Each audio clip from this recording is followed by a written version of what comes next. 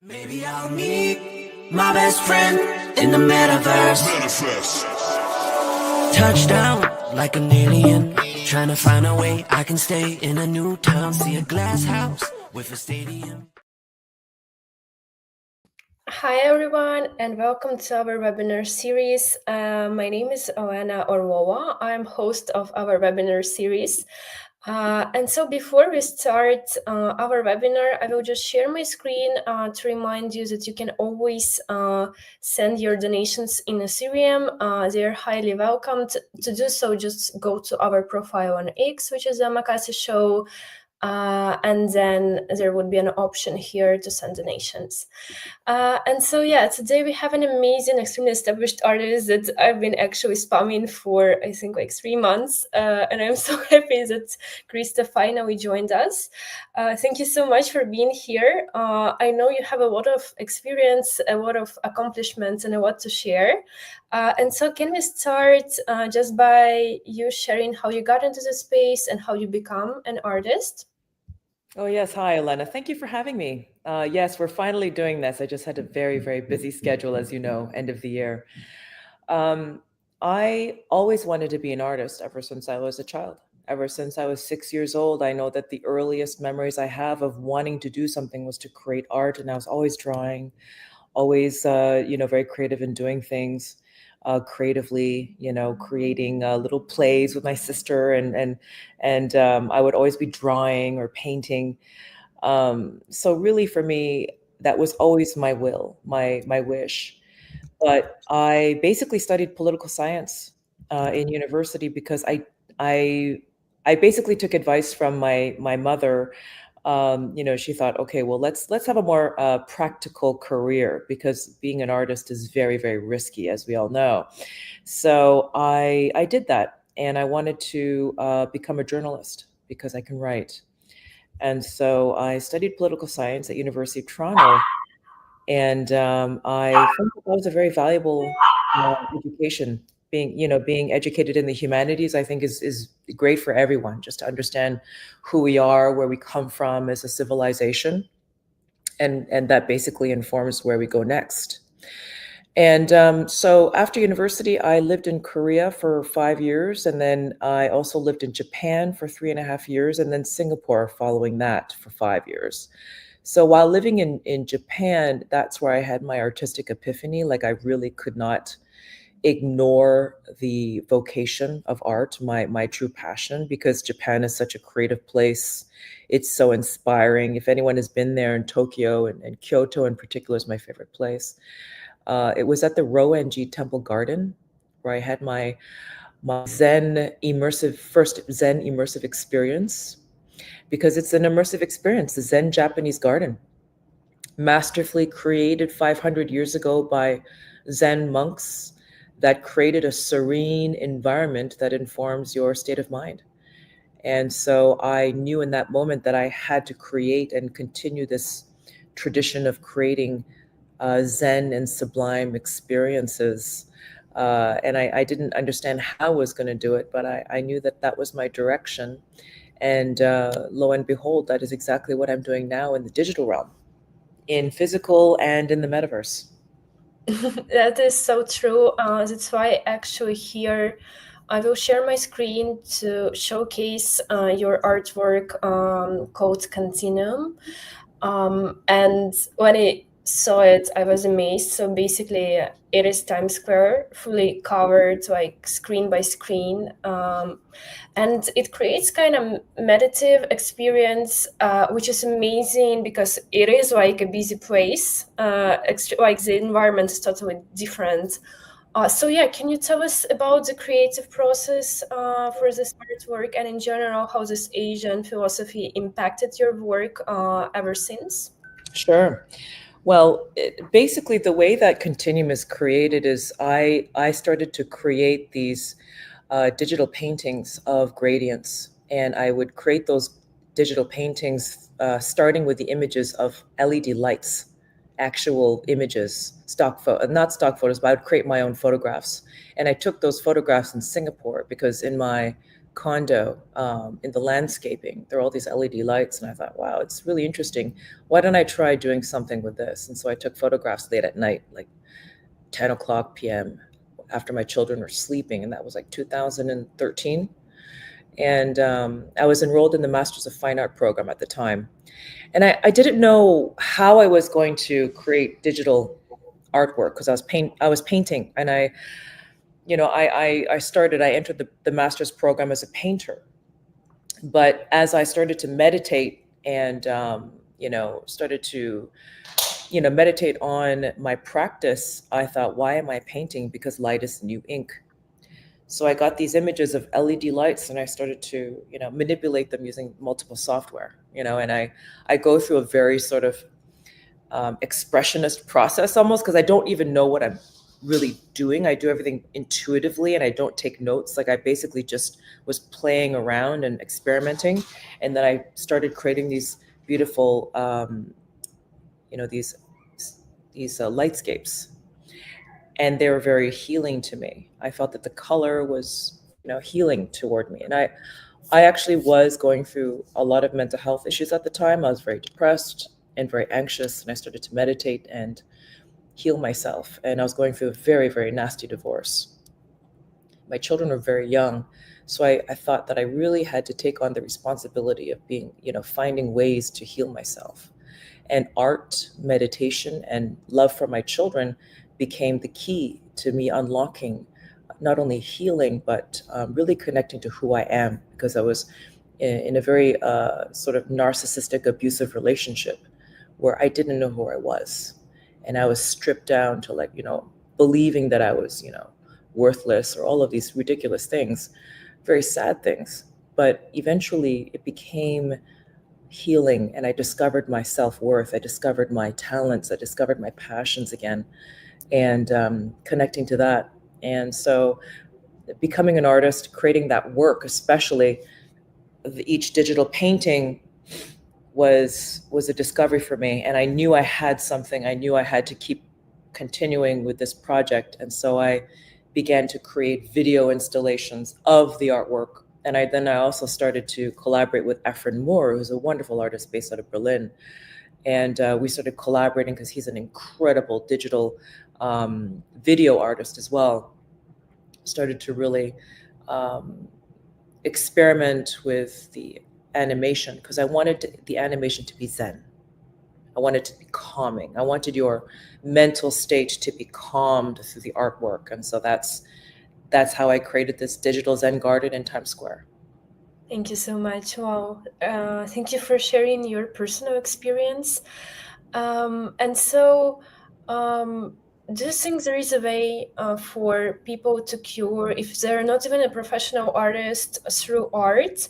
And if yes, in your experience, what steps should they take in order just to release the anxiety or depression or also states of mind that we are not able to control from time to time? I believe that it is, we are currently being bombarded with content 24/7. Okay, it's a bombardment. We are actually physiologically, we are not designed for this consistent distraction that is relentless, that is addictive. These machines are designed to addict us. The content is designed to create cortisol hits, dopamine hits, addiction cycles, addiction loops, and this is causing a mental health crisis around the world. The technology itself is not humane. It's not meant to optimize us, optimize our potential, especially our children. It is meant to actually control us, and I think that it is very detrimental to our mental health and society at large. So for me, when I'm thinking about this technology and thinking about mental health, I believe that meditation is an ancient technology. Meditation will save us from the machine, and art will save us from ourselves. This is a mind control machine. Okay, this is meant to addict us and to make us vulnerable and to make us want to buy things all the time. And meditation is what is is the antidote. That's so true.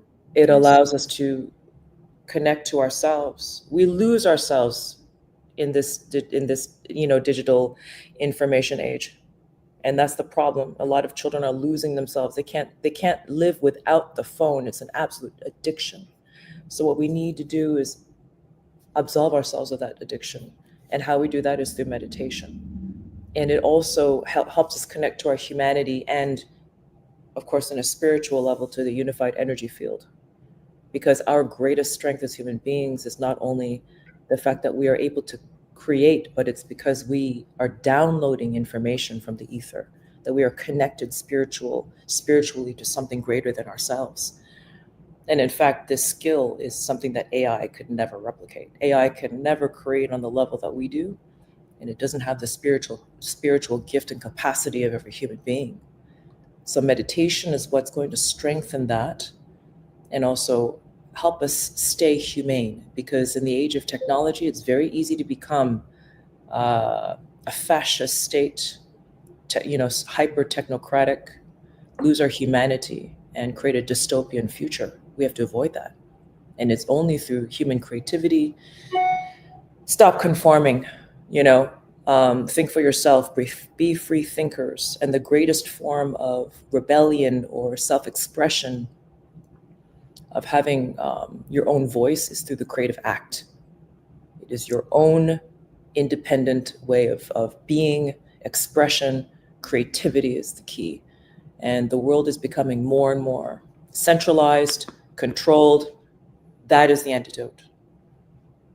I couldn't agree more. Actually, this summer I took Buddhism course, and ever since, my mental health professional never heard from me. Like, I canceled all our calls and appointments because I was meditating daily. Good. And it just helped me. It is the cure to a lot of problems we are facing. And in general, like in Buddhism, there is a word bodhicitta, which means an internal love for every human being, and it actually helps me go through the day, especially when I'm driving. I'm like the angriest driver ever.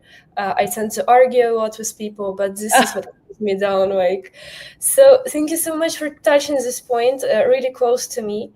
I just want to go to metaverse in general, and so I know that you're an editor in Vogue Singapore, and mainly on metaverse subjects. This is actually, I guess, your article for Vogue Singapore, but in general, can you explain what is the outlook? Because Vogue is quite Web2 company, it has a lot of Web2 audience reading them. How do they react to metaverse? How do they understand this concept? Are they positive or negative about it? There was a big hype cycle and it blew up. I mean, the metaverse was not ready yet to be launched. It was still beta at the time when Mark Zuckerberg announced that he's turning Facebook into Meta and created this absolute, hurricane around metaverse and hype cycle. That was a mistake. That was too early. We were too early. The metaverse is a process. Basically, what we needed to do is make sure that the foundational architecture and the backend, the technology, would be capable of, supporting a scalable social metaverse. That technology was not available to us, and it's still under construction. So the real metaverse is not here yet. And what the metaverse is now becoming is a convergence of AI, blockchain, and 3D spatialized technology. And I also believe that we need to instill the foundational concepts of data sovereignty into that as well. And that's that of course is what's facilitated through blockchain technology as well. The future of the metaverse is truly just an extension of our digital identity that is, of course, going to be inextricably tied to our physical identity. We have to basically establish that identity. And if we start that as ground zero, as the first principle, then we can expand into sharing experiences, sharing assets, getting paid for assets, getting paid for services, etc., in the 3D spatialized realm. And that can be through augmented reality, extended reality, augmented reality, and in virtual reality, and also in on our computer browsers. This ability to interoperably experience digital experiences and own digital assets, all of these things are going to converge. Like the future basically is a 3D spatialized experience, which is an extension of our reality.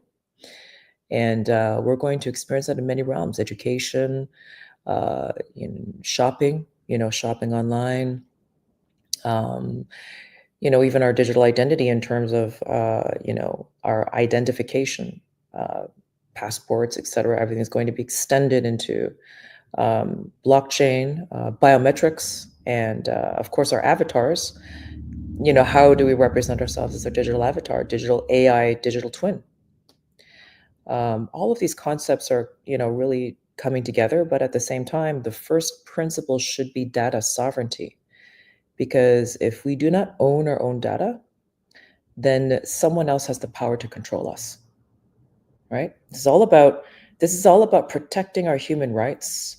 Data should be recognized as an asset. My friend Michael Clark is working very hard on this on a policy level to have data recognized as an asset and to create an intelligent economy around it so that we are remunerated for the data that we choose to share and we control access to our data.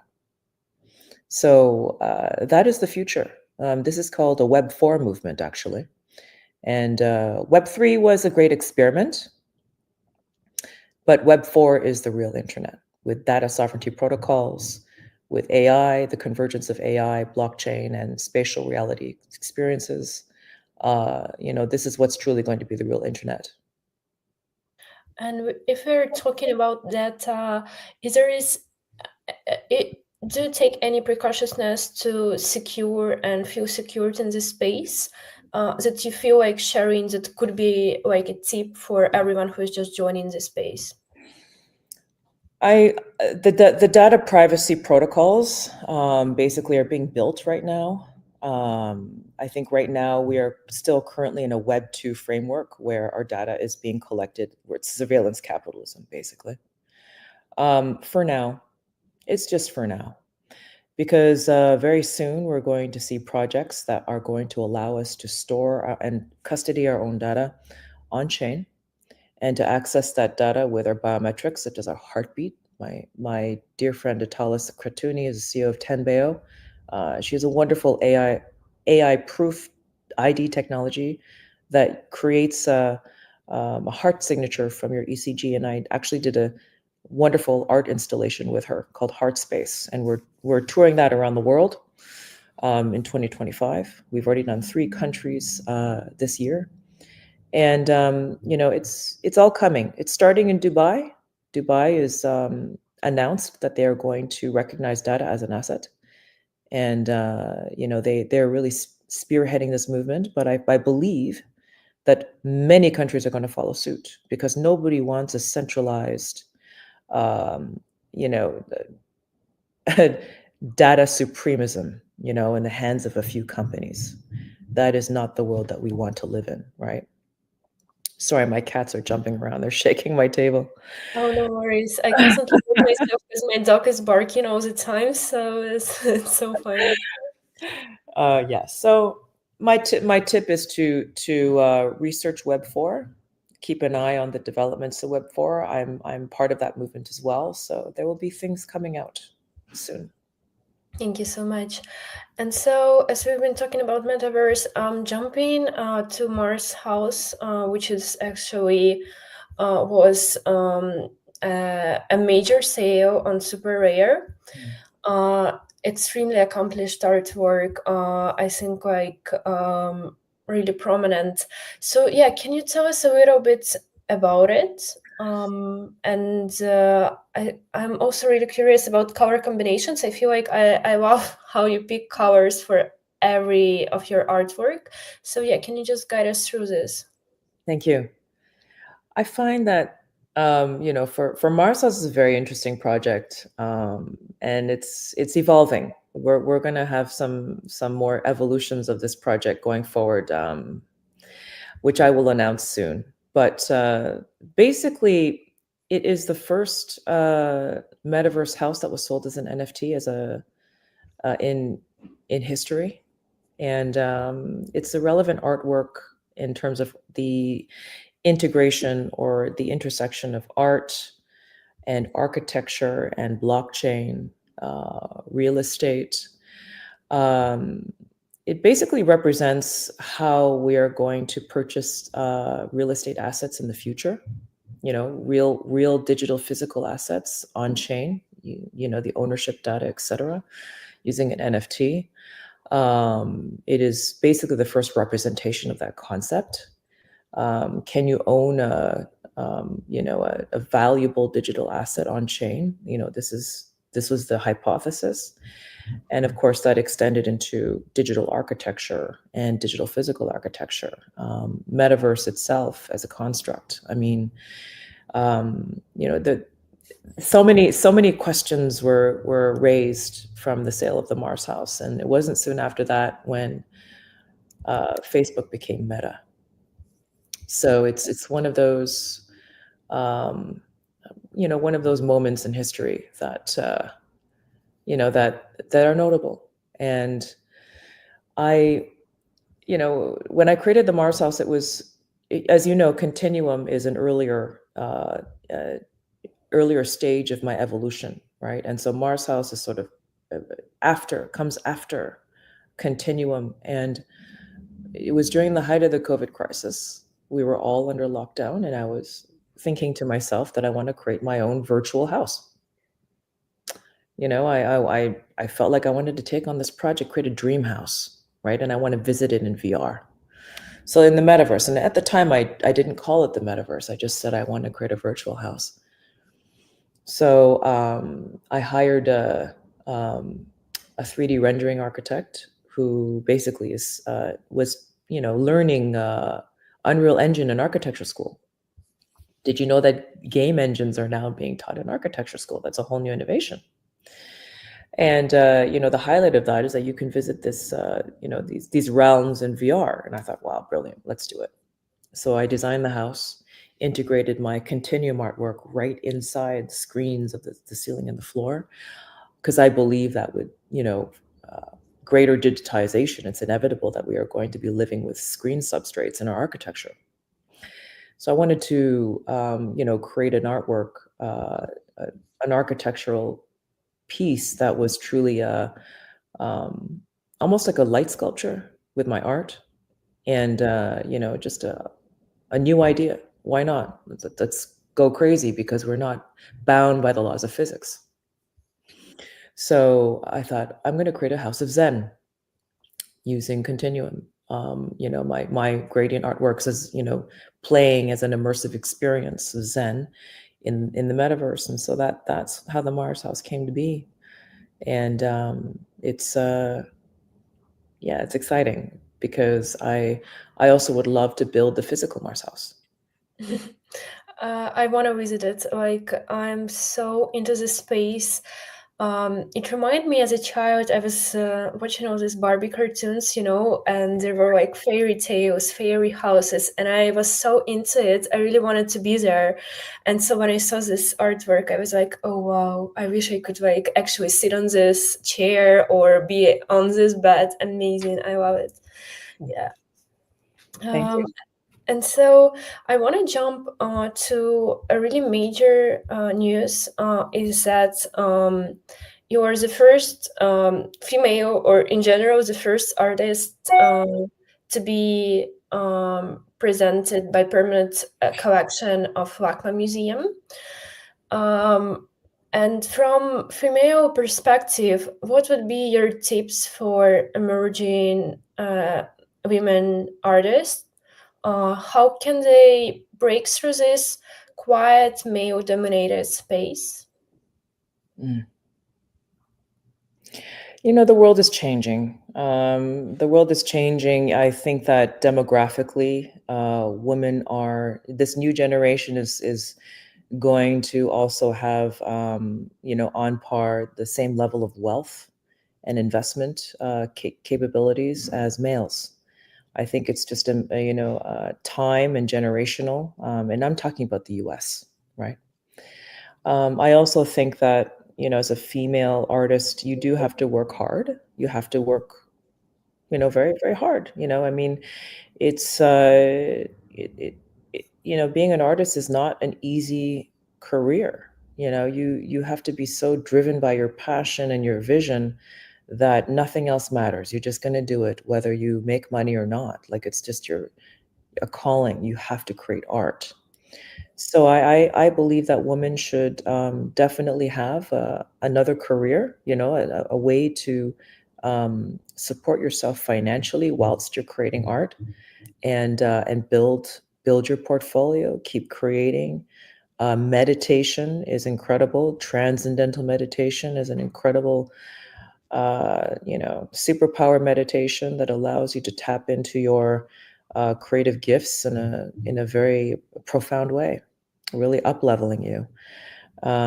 So work on yourself. I think that it's invest in yourself. Make sure that you're focused on your craft, and don't let outside things distract you.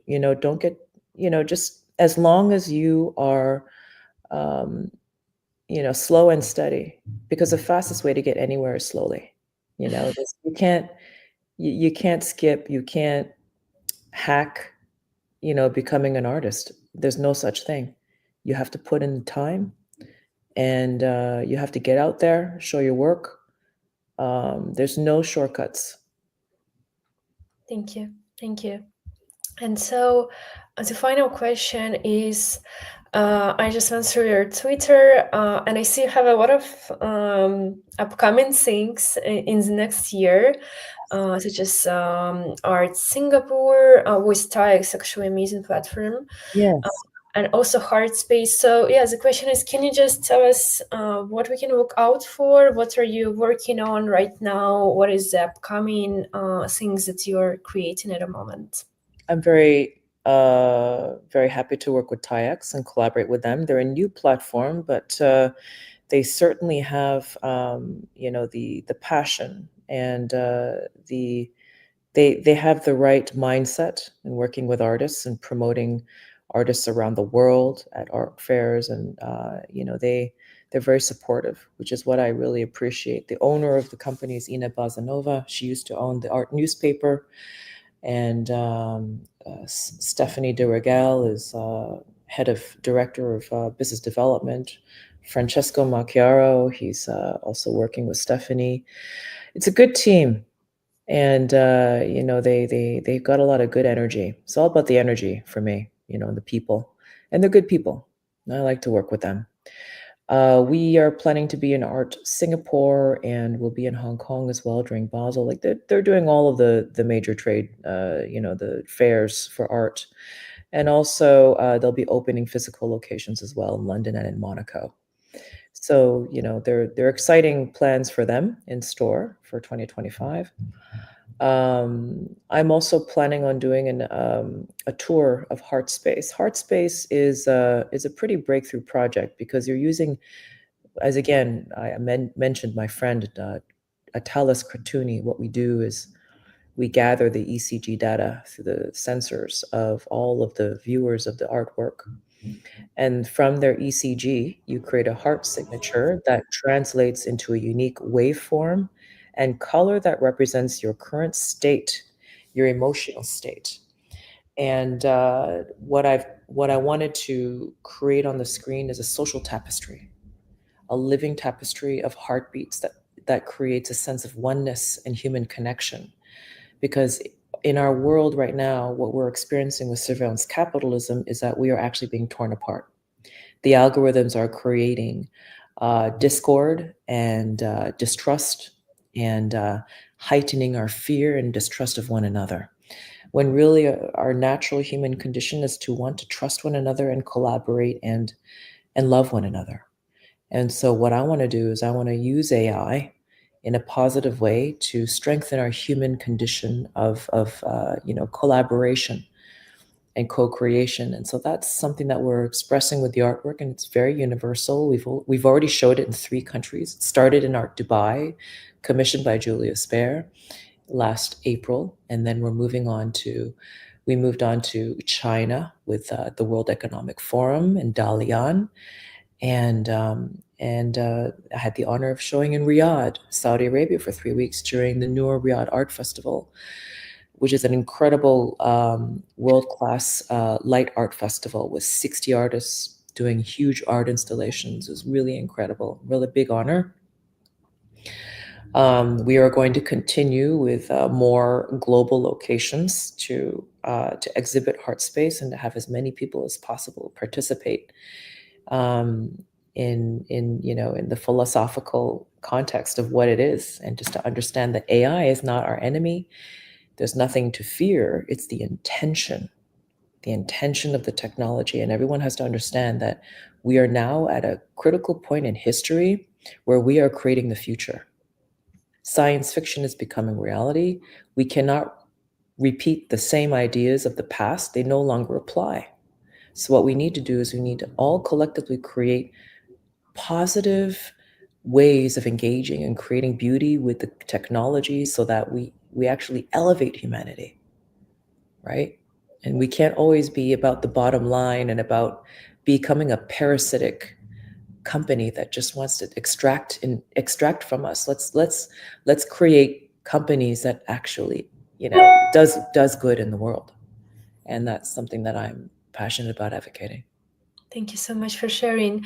And so, yeah, I just got extremely curious. Once the Heart Space was created, I feel like you tested it on yourself, and I was just wondering what the income was. Like, once you touched it, how did your heart space look like? If you could share, if you remember this moment. So you're asking me what happens when you what happened to your image once you just created the artwork and once you tested it on yourself for the first time? Oh, okay. So basically we have the ECG, we have plinths in the room. In Saudi, we had 3 plinths, and we have a giant LED wall. And we have it live streaming to the Tenbeo because Tenbeo has to process the data through their platform and generate the heart signature, and the heart signature is then transferred to Touch Designer and our computer, which is programmed with my visual parameters. The heart signature creates a unique waveform, so a unique wave that represents your heartbeat, and the color is your emotion. So we can read emotion through the heartbeat, which is really fascinating. And did you know that everybody has a unique heart algorithm in the world? It's as unique as our heart, as our fingerprint, as our retina. It is an identifier. It's a human ID, and it's very poetic that our heart signature is unhackable by AI. Why? Because it is an electromagnetic resonance that comes from a living heartbeat. And the way that you register your heartbeat is you have to use your digits. AI can't fake that. Wow. Thank you so much for sharing. I think I would just do a quick read on this one. Extremely interesting. And so, Krista, I just want to thank you so much. You have an amazing energy, amazing art, and I really appreciate that you finding time, despite your extremely busy schedule, to join us today. And yes, thank you so much. And please keep us posted on everything that you're working on. I will. I wish everybody many blessings and happy holidays. Many blessings for the new year as well. Thank you so much for having me. Thank you so much. Have an amazing week. Bye. Thank you. The only friend I'll ever need till the very end in the universe.